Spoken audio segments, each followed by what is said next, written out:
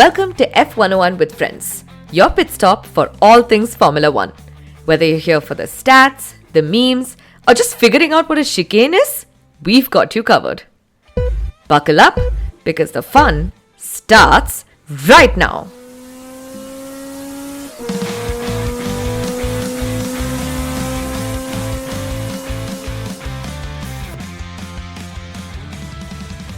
Hi everyone, my name is Nisha, a newbie F1 girlie who is desperate to make more friends so that I can talk about this sport all the time. Each week, a new guest will join me on this journey, from seasoned F1 fans to other curious newcomers, and we will explore what it is about this million-dollar sport at gravity-defying speeds that we just can't stop watching.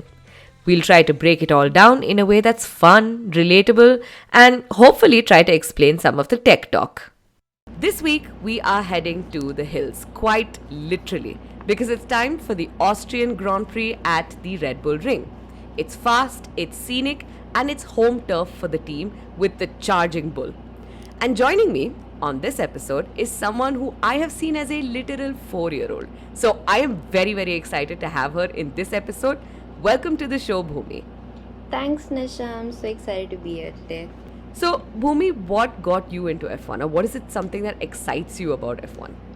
So, I think my love for cars and bikes in general, it's just the speed, the thrill, and the sounds, especially like it gives me an adrenaline rush. Nice. And I know that you went to the Canadian Grand Prix, and we will talk about that in some time. But if you were at a dinner party with any of your favorite F1 drivers, what would you like to ask them or what would you like to say to them? I think my first question would be for Hamilton. I'd ask him about his journey in fashion. I admire his fashion sense and, how he's like an icon in the fashion industry and in the fashion world. He goes to Met Gala, and even now at the F1 premiere, he was, all dressed up, and he does so many advertisements, and a lot of people look up to him for his form of expression, like how he uses fashion. And I would like to know how he balances all of that, with F1 and with all the promotions that he does and all the ads and campaigns. There's so much happening in his life. Oh, that's pretty fun. And it makes sense because you are in fashion, so I see why you went to that first. Exactly. But are you going to go watch the movie? Oh, for sure. I'm going this weekend. Oh, amazing. Me too. We shall compare notes afterwards. I know for a fact that the movie is going to be not like perfect for people who follow F1 all the time. But I think it's going to do a lot of good things to bringing new people into the sport. For sure. So, and also, Brad Pitt, Tamsin Idris, they're just incredibly handsome. So, yes. True. So, I know that you are still new to F1, but there's no better way for you to know about the next race than stepping into just being a guest on a fairly well-researched podcast, right? So, let's talk Austrian Grand Prix. I'll hit you with some quick facts first, because this GP is just way more than a pit stop on the F1 calendar. This race has been part of the sport's DNA since the 70s, right? So from humble beginnings on a bumpy airfield in Zeltweg to the golden years of the Austrian Ring in the 70s and the 80s. This was the playground for legends like Lauda and Prost. Sure, it dropped off the calendar for a bit, but when Red Bull brought it back in 2014, it returned louder and faster than ever. The Styrian hills bring the drama. The Red Bull faithful bring the noise, and the race always brings chaos. So, before we break down this weekend's madness, let's run through the numbers and the history that makes the Austrian GP such a gem on the calendar. Some quick facts about this race. The first Austrian GP was held in 1964, but the first F1 race was 1970. In fact, this race has been around since the beginning, like Monaco. Drivers will do 71 laps around this 4.318 kilometer circuit with just 10 corners but 3 DRS zones. It's got an elevation of 700 meters, so it's going to be fast and chaotic. The current lap record is a 1:56.19 and it's held by Carlos Sainz in 2020. So in 2020 and 2021, the year of the pandemic, we couldn't go racing in many places. This track actually doubled up with back to back races, and they called the second one the Styrian GP. And in case the name of the circuit did not give it away, this is Red Bull's backyard, literally. The energy drinks giant bought and renovated the circuit in the 2000s, giving it a full glow up and rebranding it as the Red Bull Ring. So, when Max wins here, it's not just a victory, it's a house party. Austria is infamous for strict track limits. In 2023, there were over 1,200 violations in one weekend. It's become a meme. Drivers spend half the race racing and the other half checking if their lap got deleted. I know, it's very sad because it's such a short lap and everyone tries to do it so quickly. And so they always miss those white lines on the side. And every single time someone does a fast lap, and when they play the replay, I swear all the fans are just looking at all four wheels like, are you inside the track? Please, God, please. Also, this race has some of the best views because it's surrounded by the Styrian mountains. There's cowbells ringing in the distance and schnitzel stalls in the fan zone. It's like the motorsport version of the Sound of Music. Wow. So, Bhoomi, you've seen a picture of the track, right? So, how would you describe it? What is it? What everyday object does it look like to you? Maybe because I've seen Max do this all the time, it looks like a hand that's about to close on a Red Bull can. Oh, that is brilliant. So, and it's so stereotypical for this, but that's perfect, right? So, picture your hand reaching out, wrist flexed, ready to grip that cold Red Bull can. Turn 1 starts at your wrist.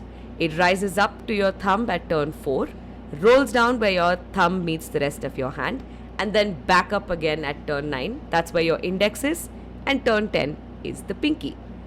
So, with that in mind, let's do a sector breakdown. We start right at the wrist with turn 1, the Niki Lauda curve, named after Austria's legendary 3-time world champion. It's an uphill right-hander, so where you brake late, clip the apex and power out hard. The exit here is everything because it slings you onto the straight toward turn 2. And turn 2 is more of a kink than a corner, but it still matters. It's like flicking your wrist to guide your hand into position. The straight here is a DRS zone, so get this bit right and you're already setting up for a move. Now we head into sector 2, curling up towards the thumb of our hand. Turn 3, the Ramus hairpin, sharp uphill and a huge overtaking hotspot. You slam the brakes, go deep into the apex, and then launch out with everything you've got in the second DRS zone. Then we dive downhill into turn 4, Schloss Gold curve, named after a nearby castle and the surrounding region. It's fast, slightly blind on entry. Then come the sweepers, turn 5 and 6, flowing across the palm of your hand. The car dances through here, quick left, then right, and it's all about balance and rhythm. These corners don't get as much love, but they're crucial for building momentum into the final part of the lap. Sector 3 starts with turns 7 and 8, fast and flowing. Then comes the big one, turn 9, the Jochen Rindt curve. It's named after Austria's 1970 world champ. This is the index finger snap, a sharp right-hander that demands commitment. You're on the edge here, just barely in control. Finally, we hit turn 10, the Wirth curve. Previously, that was named after Gerhard Berger. This is the pinky finger. It's cambered, it's slippery, and you have to get the exit right because it leads straight back to the start-finish line. And that's the final DRS zone. And just like that, your grip is complete. A full lap of the Red Bull Ring, from wrist flex to pinky flick. It's short, sharp, and deceptively brutal. So, Bhoomi, what are your podium predictions for the Austrian GP? Who would you like to see on the 1, 2, 3 top step? That's a tough question. I mean, obviously, because I'm a Ferrari supporter, I'd like to see Ferrari on the top. But looking at how the races so far have been, McLaren and Mercedes has been on the top, and especially with Yep. Kimi's first time receiving a podium, I think McLaren is probably going to stay in the lead. Probably, yeah. But I will say that apparently at least Ferrari is trying to bring upgrades to Austria. So if the upgrades work, then, you'll get your wish of seeing at least one of them on the podium. That's true. So let's talk history, because the Austrian Grand Prix, she's been through it. F1 first came to Austria in 1964, but the debut wasn't exactly smooth. The race was held at Zeltweg Airfield. Yes, literally an airstrip, but let's just say that the drivers hated it. The surface was bumpy, dusty, and brutal on the cars. The FIA gave it a solid never again, and F1 packed its bags. But Austria wasn't done. A brand new permanent circuit was built in 1969, nestled in the lush hills of Spielberg. It was called the Austrian Ring, and it was stunning, fast, flowing, and seriously dangerous. It hosted legendary races all through the 70s and early 80s. But like many tracks of the era, safety standards eventually caught up with it. Too many high-speed crashes, too few runoff areas, and by 1987, F1 said goodbye again. Then came the rebirth. The track was redesigned and shortened by friend of the pod, Herman Tilke, and it was rebranded as the A1 Ring, and F1 returned in 1997. This version was safer, but the old school charm was still there. Narrow, undulating, and surrounded by Austrian countryside. It stayed on the calendar until 2003, when sponsorship issues caused another pause.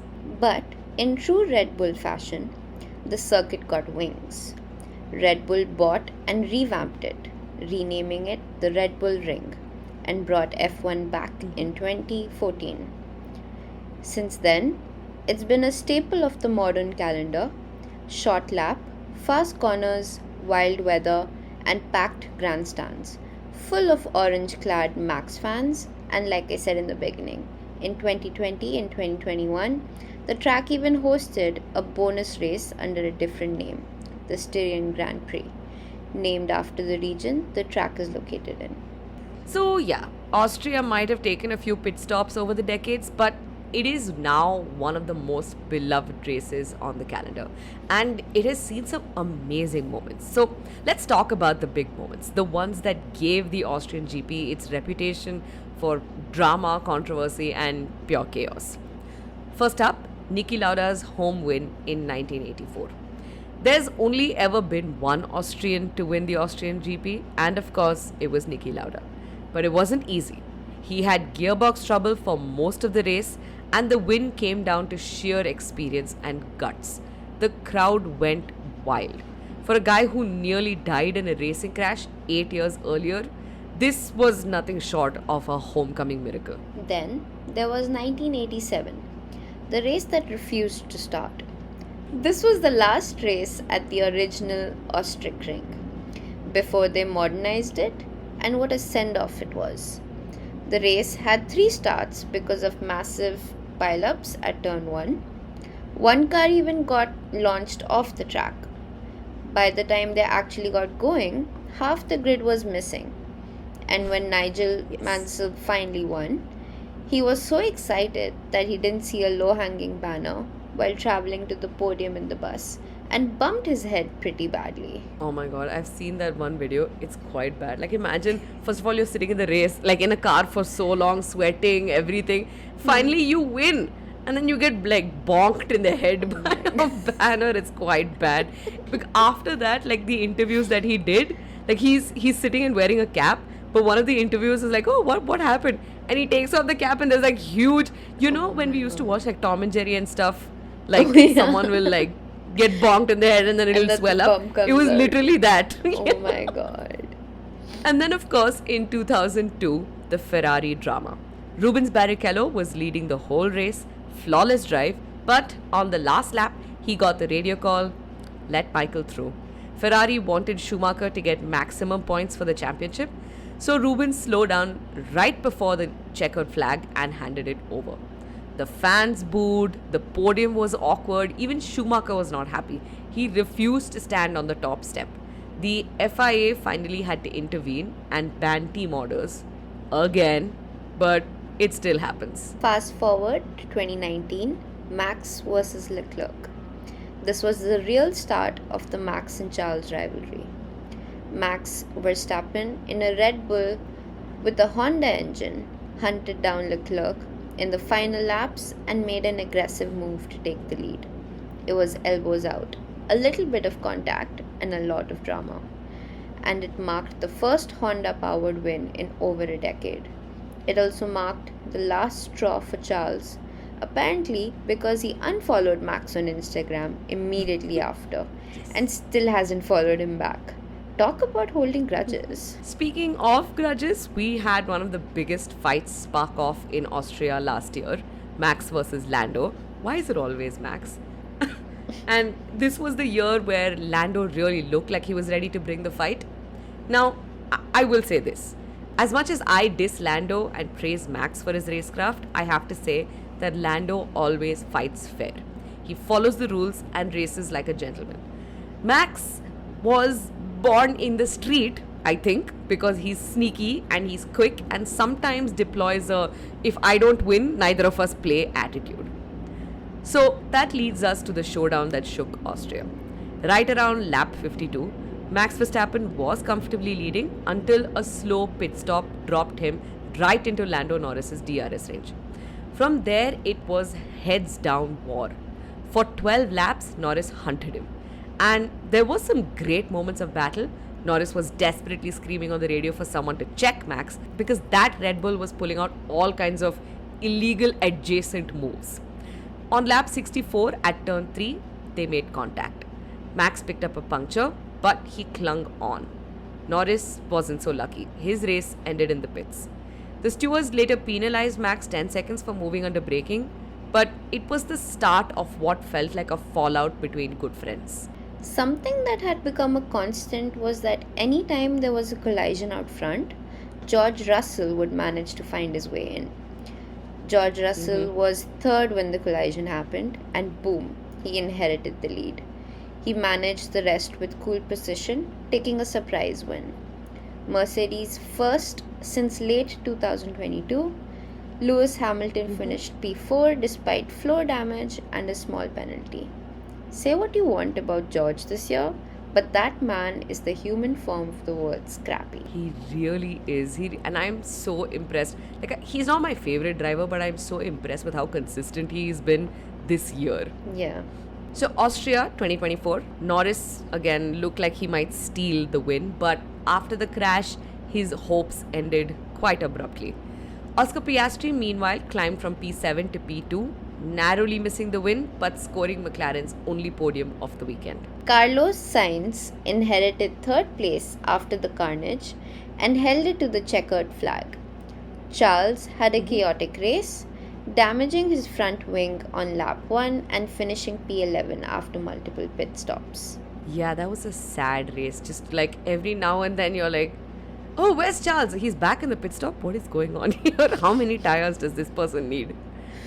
But yes, Max recovered to P5 despite the penalty, extending his championship lead.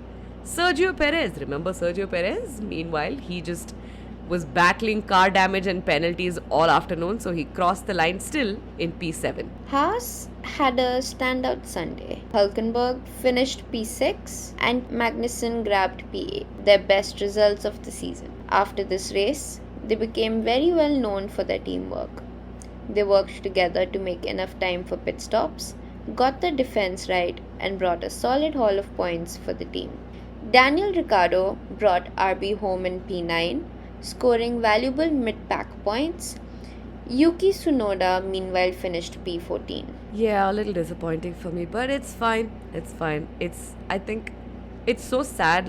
I'm such a Yuki fan, and last year seeing him in P14 used to piss me off so much. But now watching him struggle in the Red Bull, I'm like, P14 is good. At least P14, please. Pierre Gasly, meanwhile, scuffed his way into the top 10 for P10, their only point of the race. Esteban Ocon just finished outside in P12. Fernando Alonso for Aston Martin was the fastest on track but struggled with penalties and came home at P18. Lance Stroll, meanwhile, finished P13 after a messy weekend. Williams' Alex Albon and Logan Sargent finished P15 and P19 respectively. Sauber's Bottas and Zoe crossed the line P16 and P17. So nothing had changed for them. So let's get into how teams prepare for the Austrian Grand Prix. Because even though the Red Bull Ring is one of the shortest laps in the calendar, it's packed with setup puzzles and strategy traps. Let's start with the car setup. This track is all about extremes, long straights, heavy braking, and a final sector that demands downforce. So teams aim for a medium downforce setup, enough top speed to fly through the 3 DRS zones, but with just enough grip to stay planted in those twisty final corners. Too little wing and you'll slide into sector 3. Too much and you're just a sitting duck on the straights. It's a tightrope. Now tyres. This year it gets even spicier. For 2025, Pirelli is going a step softer than usual, bringing the C4, C5 and the new C6 compound as the soft tyre. That's the softest allocation we've seen here yet, and it's going to shake things up. These softer tyres offer more grip, but they'll degrade faster, especially in traction heavy zones like turn 1 and turn 3, where drivers go from slow corners to full throttle. As for pit stop strategy, most teams will start on the C5 and aim for a one stop to the C4. But here's the twist. The soft C6s might actually be useful for a late race dash or a safety car window. Austria tends to serve up chaos. The short lap also means traffic can be a nightmare post pit stop. And this is the same tyre compound that they brought to Canada as well, and it did make a difference for the Canadian Grand Prix, so I'm excited to see how it shows up in Austria. And of course, there's the weather. This is Austria tucked into the Styrian hills. The scenery is gorgeous, but the forecast, not your friend. 1 minute it's sunny, next minute it's pouring. Rain has shown up in every session at least once over the last few years. Teams have to keep cars in a narrow operating window while being ready to switch strategies on the fly. Now, this isn't just Austria. It's Red Bull's Austria. So expect the grandstands to be filled with orange, flares, DJ booths and fans in full Lederhosen. It's F1 meets Hilltop Festival complete with cowbells, smoke and high energy atmosphere. The hills are alive with the sound of toot toot toot toot, Max Verstappen. I don't know if you remember, few years back, Mercedes really went all in on the Austrian GP vibes. The whole team showed up in full Lederhosen, complete with suspenders and alpine hats, committing hard to the heritage. It was cute until the racing started. Mercedes had one of their worst showings of the year. The pace was nowhere. They were miles off the leaders. Since then, the Silver Arrows haven't exactly leaned into costume weekends again.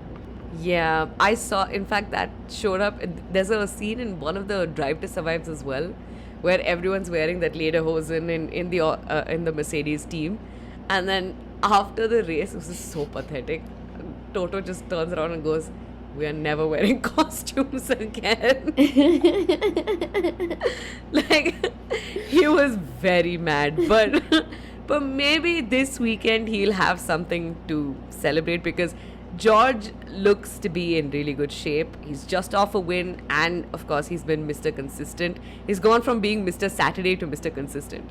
So if the weather stays relatively cool, we might see him in P3 again. And McLaren's quick car and strong traction through medium speed corners make them real podium contenders.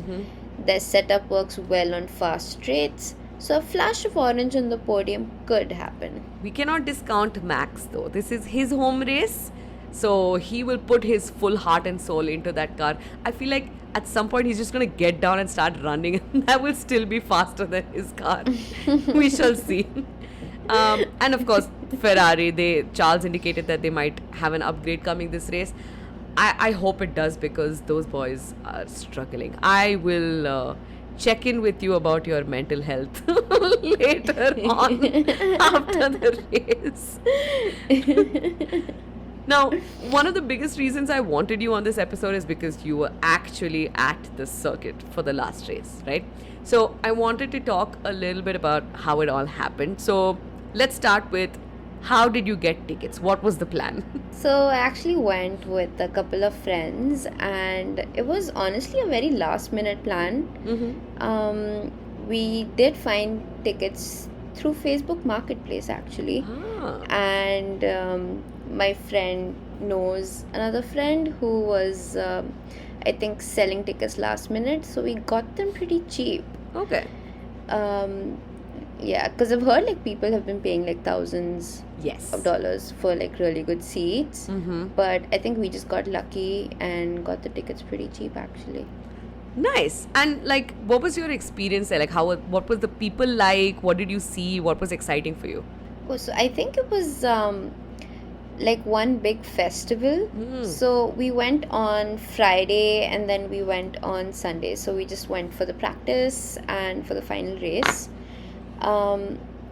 It was not as crowded on Friday. So, like, it was still pretty crowded, but not as crowded as it was on Sunday. There were people from, I think, all over Canada there. It was super crowded. Even though there were so many people and the crowd was insane, it was very well organized and everything was very well controlled. So that was good. And it didn't take a lot of time in and out. We were initially anticipating it might take us over an hour to get in because of the amount of people that were actually going.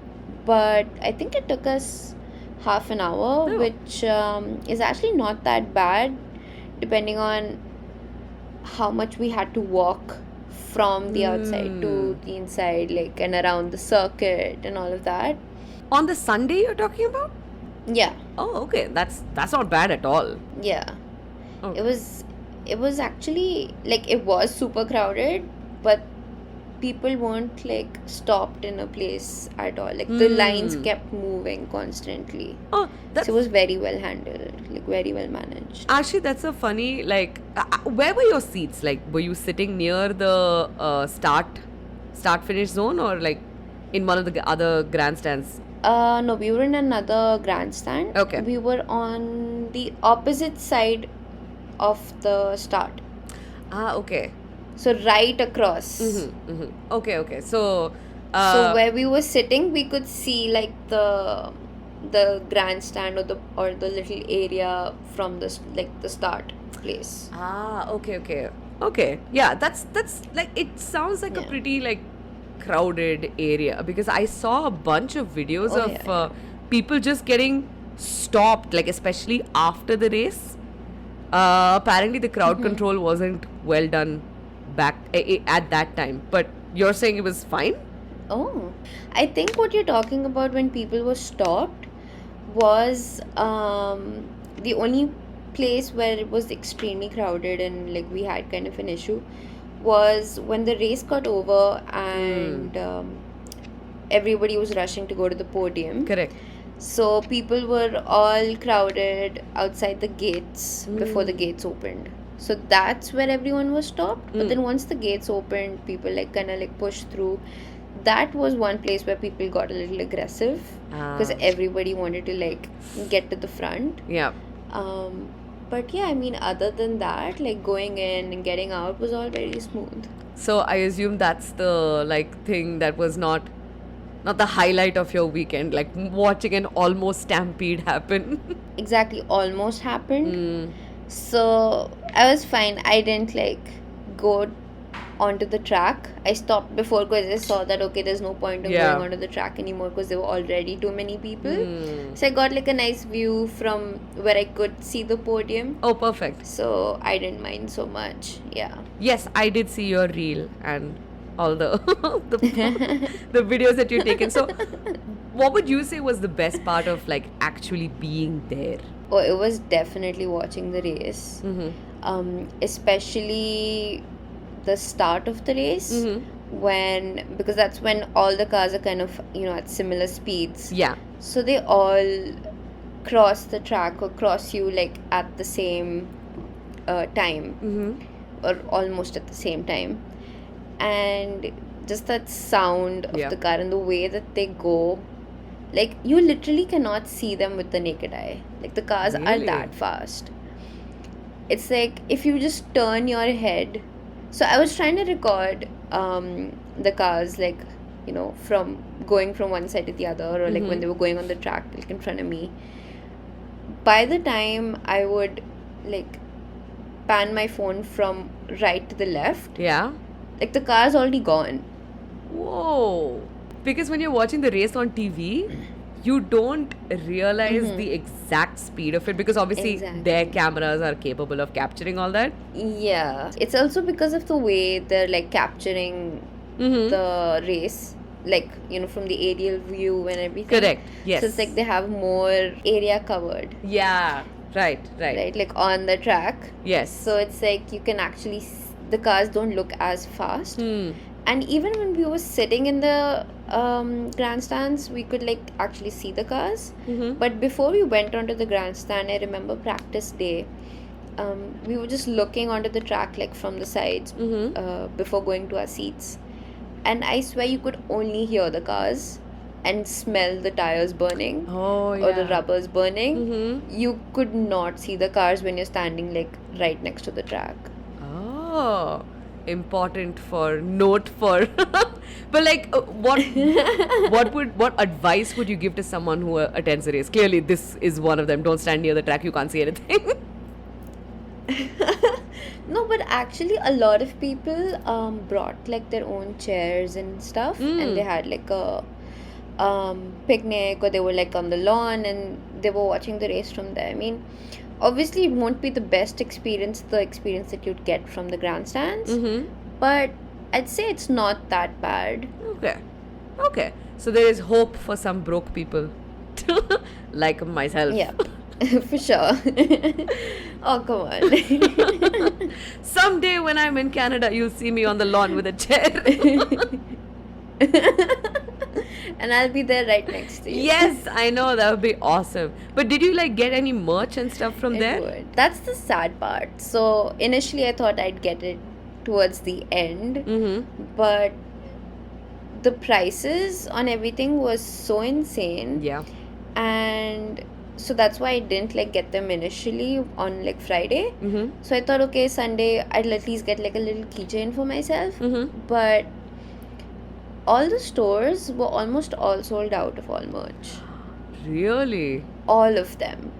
Like they were selling things for like t-shirts for $200, $300, and everything was sold out. My Like the stores were all almost empty. Like the pop-ups were empty.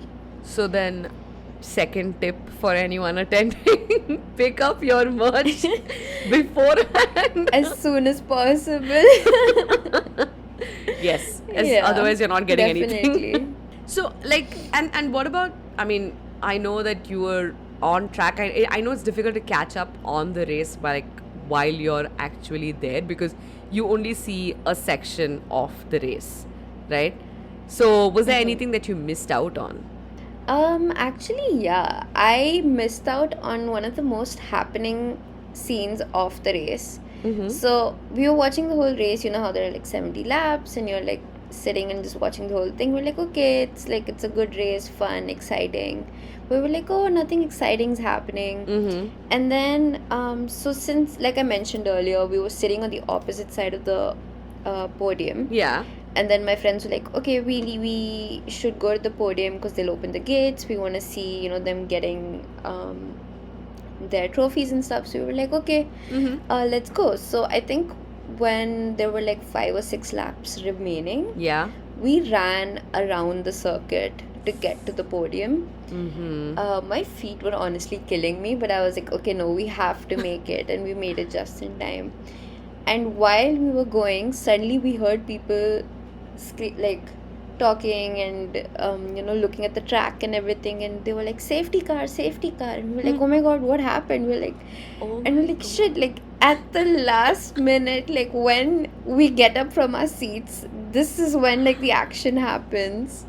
Oh. But yeah, we missed the last part when Norris got damaged his car and got out of the race. My god. So you missed like the only exciting thing about the race. Exactly. Oh my god. Yeah, that's one Can of the... you imagine? Like, there was no point of me being there. I had to watch the thing again on YouTube. Yeah, I guess that's one of the pitfalls of going to a race. Like, if you want to experience everything, then you risk missing out on something big. So, yeah, I know. That would have been quite annoying. Imagine standing Yeah, there and then it opening was. YouTube just to see what happened. Oh no. Yeah, that's exactly what happened. But no, it sounds like you had a really fun experience, and like you got to go with a bunch of friends who share this sport with you. So that would have been, I'm sure, an exciting time. So do you think you'll go again? Oh, definitely. I'm going every year. Yeah? Oh my god, that is so cool. But that is a wrap for us on the Austrian Grand Prix. We need to discuss one last thing, which is Bhoomi. What is your boldest prediction for the 2025 season? Like, you can go crazy. So I think my boldest prediction for this season is that I'm gonna get very obsessed with F1. Yes! And that's why I think the first step on this journey was being on this podcast with you, Yes, which good. I enjoyed. And I'm gonna spread the love and make people around me obsessed with the sport too. I For love sure. it. Yes, that's all I want. I want more women in this sport, more women as influencers of this sport. I love it. Yes. And don't you worry, I will keep you updated and on everything that you need to expect for the races, so that you can also show off to your friends and be like, oh, guess what, guys? I know everything, Yeah. all thanks to Nisha. No, but that's awesome. I do like that prediction, and I will hold you to it. Don't you worry. Next week is the highly, highly anticipated Silverstone GP in the UK, home for the real petrol heads. To our amazing listeners, what do you think? Drop your hot takes in the comments, send us a message, or tag us in your wildest predictions.